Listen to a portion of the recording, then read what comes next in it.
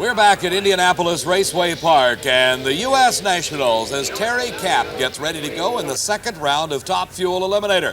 His competition will be Shirley Muldowney, former world champion. She's never won this event, but she would certainly like to take home the 26th annual title. She's hot in the points chase, too. As you can see here, Gary Beck has a points lead, but with the bonus points available here at the U.S. Nationals, Jeb Allen, Shirley Muldowney, either one of them could catch him. Let's go to Steve and find out more about the points race. The U.S. Nationals is the toughest and most important race of the season, so it's only fitting that there are bonus points toward the World Championship titles available here this weekend. That's especially important to Gary Beck, Jeb Allen, and Shirley Muldowney. We asked them about it. Well, we got to take care of ourselves and win 3 rounds. That'll protect our lead, and we're looking for some of these strong running competitors this time of the year to knock out the 2 that are behind us with Shirley Muldowney and Jeb Allen. What would you like to see happen points-wise? Me win. You know, that's I just do my best, and we take everything we can get, and you know, we'd sure like to get the points. At this point in time is very important. We got Marvin Graham, we got Gary Beck, we got Shirley Muldowney. Now it was me and Beck all year leading them, you know, and now it's anybody's drag race, really. You know, a race like this, it's anybody's game. You know, it's really hard to predict a drag race, but I'd say the one that we're really watching now would be Jeb Allen. Dave, I think the most interesting thing here is what Shirley Muldowney didn't say. By mentioning Jeb Allen, she really meant that she thinks she and Jeb are both going to pass Gary Beck in the points, and Beck has led virtually all season. We'll see. And see we will, Steve, as Shirley continues to get ready for the next round of racing in Top Fuel Eliminator. It gives us a chance to go back and take a look at some of the action in the earlier rounds. In round number 1, we'll take a look as Jody Smart from San Antonio, Texas, had the ride of his life. Jody came onto the Top Fuel scene in 1980 with a vengeance, running consistent 580s at over 240 miles an hour. At over 247 in the first round, his chute didn't open, the brakes didn't stop the car, and Jody stuffed it into the catch net. He wasn't quite as lucky as Roy Harris in getting that car slowed down, and the dragster itself suffering heavy damage.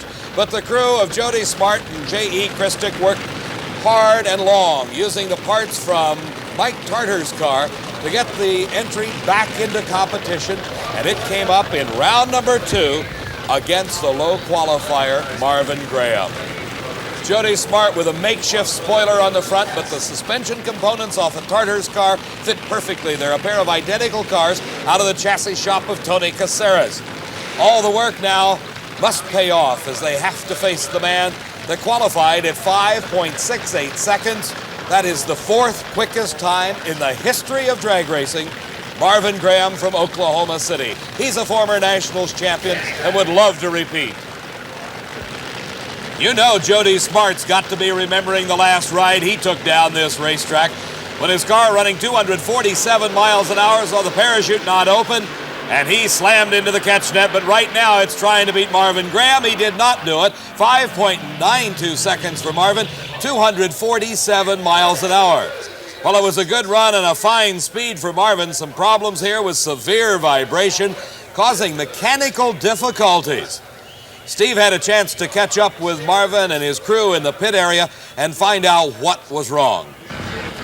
Dave, hanging from the hoist here at the Fraser and Rice pits is the car of our low qualifier Marvin Graham. Marvin told us the car shook very hard, and apparently it did, so badly in fact that it broke the chassis. They discovered it in their pits, came over here to get some of that famous volunteer help you can always get from the guys that didn't survive first round. But going into round number 3, Marvin Graham has got to wonder, is this chassis going to hold up?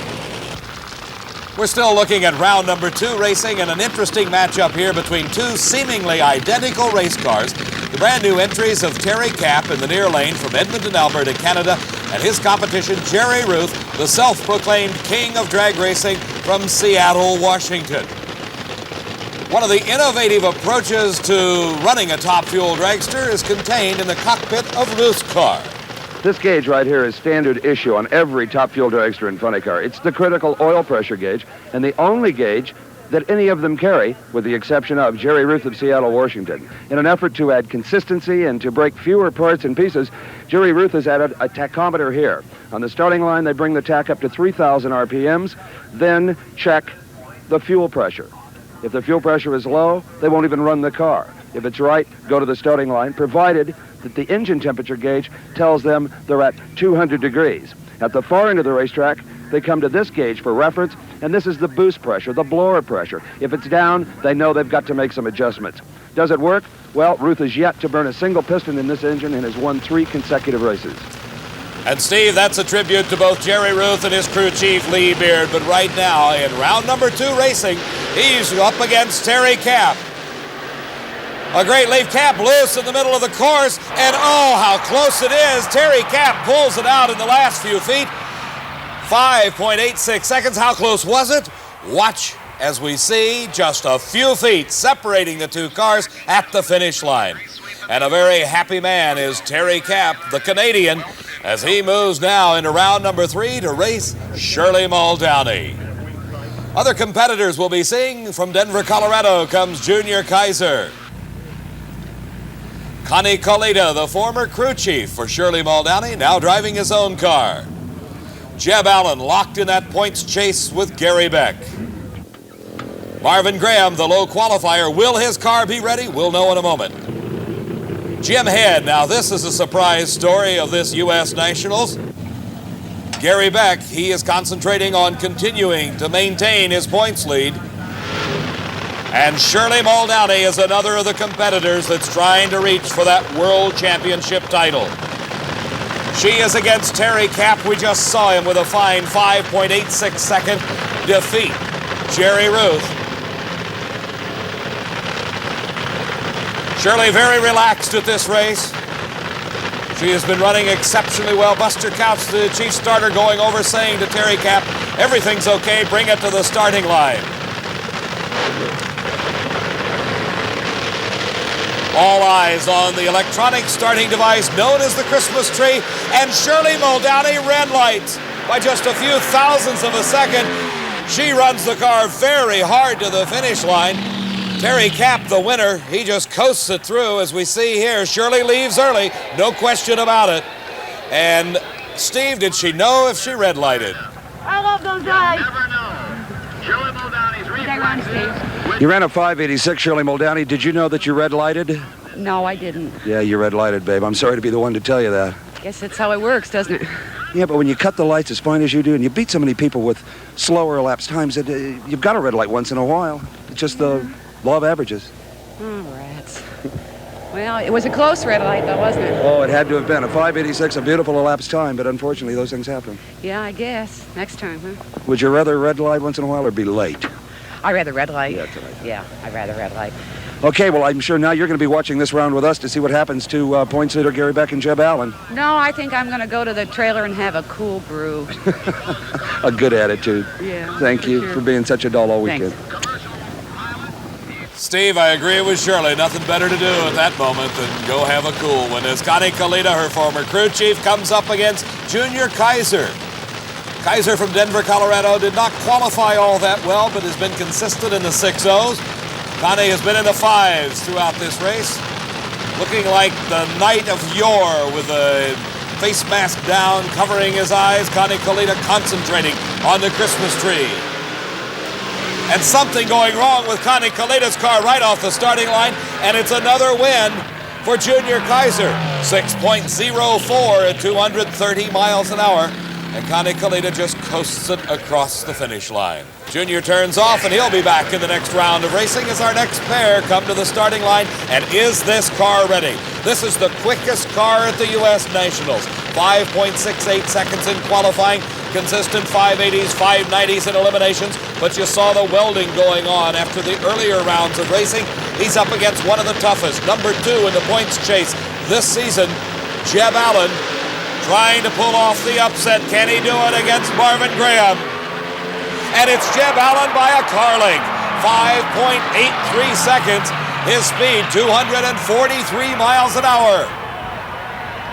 And this is a close race as Marvin appeared to be off the starting line first, but it's Jeb Allen coming from behind, and at the finish line you see just one car length separates those two drivers. Dave, in what was maybe the race of the day, the winner, Jeb Allen, who had to come from behind, shakes hands with Marvin Graham, the low qualifier. And to Jeb, it's particularly important because he is so close in the points. Gary Beck still in competition. Shirley Muldowney now out. Jeb could conceivably really catch up to Gary Beck if he can continue with this. Marvin, I know, you had your heart set on this one. You were the bad guy on the block. Yeah. Just got out there and smoked the tires, and he went around. According to the tower and the reaction timers, you were off the mark first. Yeah, I think so. I didn't see him for a long ways out there, and then the car got really loose and shook really hard. And I saw you welding on the car before this race. Was it healthy? the car was okay. We fixed it. It had a crack in the bottom main rail from the round before, but it was okay. Well, the weather is anything but okay here at the U.S. Nationals as Gary Beck, the current points leader, apparently has problems. Something has gone wrong with his reverser, and Jim Head, a surprise story at the U.S. Nationals, is approaching the staging beams. The crew around Gary Beck's car has been unable to get it to move forward under its own power. The crew chief, Jim Wright, talking to Gary Beck, he gives the signal to the starter, send him on. He starts taking off his gloves, has something going wrong in the drivetrain. And Jim Head, a former competition eliminator racer who started with an Econorail, moved up to Pro Comp Eliminator with an alcohol-burning dragster for about 6 months, then moved into Top Fuel, teamed up with Jake Coughlin when Jake crashed his car, has now moved into the semifinals of Top Fuel at the most prestigious drag race of them all, the U.S. Nationals. And the sprinkles are starting. We told you the clouds look bad. Not just sprinkles, but severe rain as the crowd heads for some cover. We're going to have to call a halt to the action at the moment at the U.S. Nationals as the rains have come. We'll be back in just a moment. We're at Indianapolis Raceway Park. I'm Dave McClelland along with Steve Evans, and the rains have caused a one-day delay in the completion of eliminations of the 26th annual running of the U.S. Nationals, the biggest drag race anywhere in the world. We're ready to go into the semifinals of Pro Stock. Here is the low qualifier and the defending world champion, Bob Glidden. This is Frank Iaconio from Totowa, New Jersey. Lee Shepard hails from Arlington, Texas. And the Grump himself, Bill Jenkins of Malvern, Pennsylvania. Our first pair, the classic Ford versus Chevrolet matchup, the Ford Fairmont of Bob Glidden against Frank Iaconio in the Chevrolet Camaro. A great lead by both drivers. The wheels in the air for Iaconio, but Glidden seems to have pulled a slight lead off the starting line. And at the finish, a one-car length victory for Bob Glidden. A quick time, 8.46 seconds.